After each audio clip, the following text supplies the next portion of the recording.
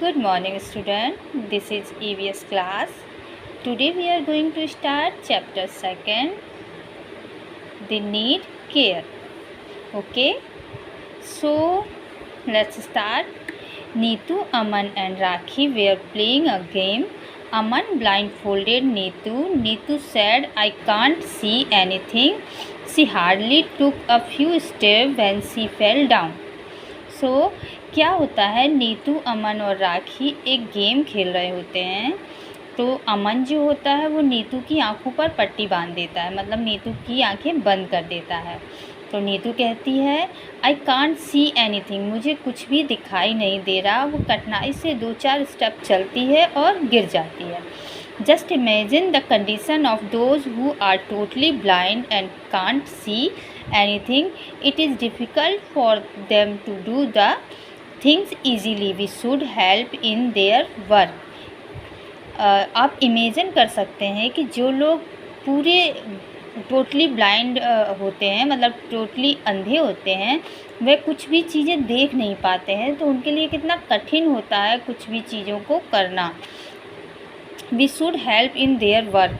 उन्हें अपने her work के लिए हेल्प की ज़रूरत होती है। Abha is 12 year old, she is born blind. Abha 12 साल की है, जो बॉर्न मतलब पैदा ही अंधी हुई थी, ब्लाइंड हुई थी। She study in a school in Delhi. She always stand first in her class. A special computer with speaker helper to study. वह दिल्ली में पढ़ती है और वो हमेशा अपनी स्कूल में सबसे फर्स्ट सीट पे, मतलब फर्स्ट में रहती है।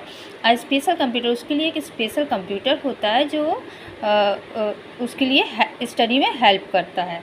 The student who can not have a special computer use a special type of writing called Braille. It is a language of raised dot on paper. It can be felt by finger. क्या होता है, जो ये special लोगों के लिए जो computer होता है, स्पेशल टाइपिंग होती है उसमें। क्या होता है, एक कागज़ पे डॉट डॉट होते हैं जिनको फिंगर से टच करके हम पढ़ सकते हैं। उस राइटिंग को हम क्या कहते हैं, braille. Okay. You must take care of your eyes because they are very precious for you. Precious मतलब होता है कीमती। हमें मतलब अपनी आइज़ की केयर करनी चाहिए क्योंकि आइज़ बहुत कीमती हैं। कैसे केयर करेंगे?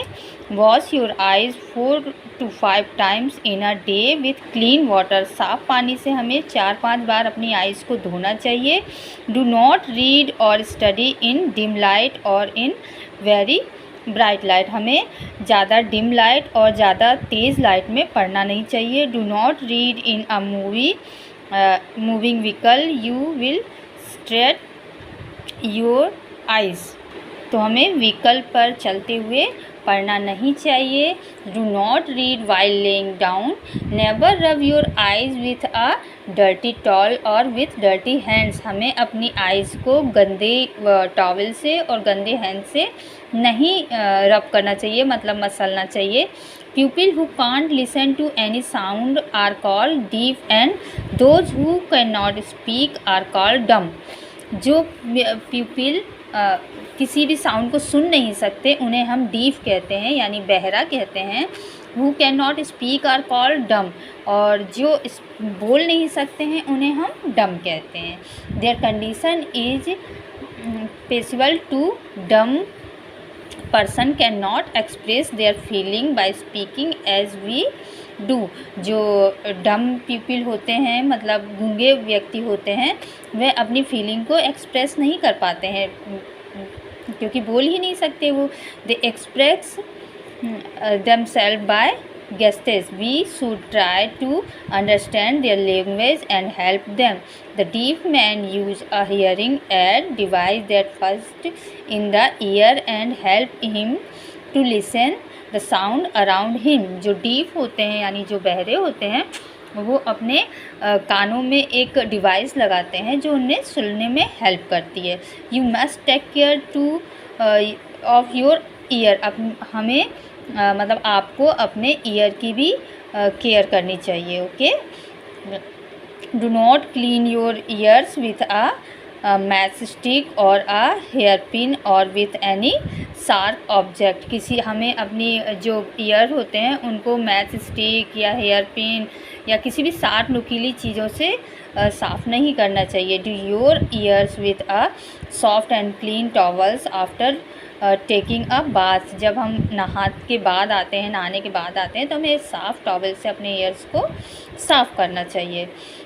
Visit a doctor if you have an ear etching.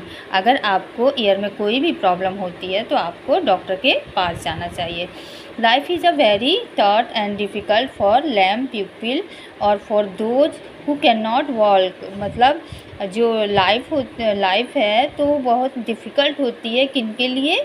Lamb people के लिए। लैम पीपल यानी जो लंगड़े होते हैं, जिनके पैर नहीं होते हैं। Some lame people walk on crutches. कुछ जो लंगड़े पीपल होते हैं वो इस तरह के क्रेचर की इस्तेमाल करते हैं, इसे हिंदी में बैसाखी बोलते हैं। Care for old people. The old people become weak in their old age. They read with difficult because of poor eyesight. जो old people होते हैं वो बहुत वीक होते हैं, उन्हें कुछ भी चीज़ रीड करने में डिफ़िकल्टी होती है क्योंकि उनकी आइज़ जो होती है वो थोड़ी वीक हो जाती है। They can't hear properly. वो ढंग से सुन भी नहीं सकते हैं। They look for someone to help them in their work. We should help and take care of them. हमें उनकी हेल्प करनी चाहिए। जो बुज़ुर्ग होते हैं, जो बड़े एज के होते हैं, उनकी हेल्प हमें करनी चाहिए। तो ये था हमारा चैप्टर जो कि मैंने आपको रीड करके समझा दिया है। आपको इसको दोबारा से फिर से रीड करना है और जो वर्ड्स आपको समझ में नहीं आए वो आप मुझसे दोबारा से पूछ सकते हैं। अब इसकी एक्सरसाइज है जो मैं आपको नेक्स्ट क्लास में करवा दूँगी। ओके बच्चों, ओके बाय, टेक केयर।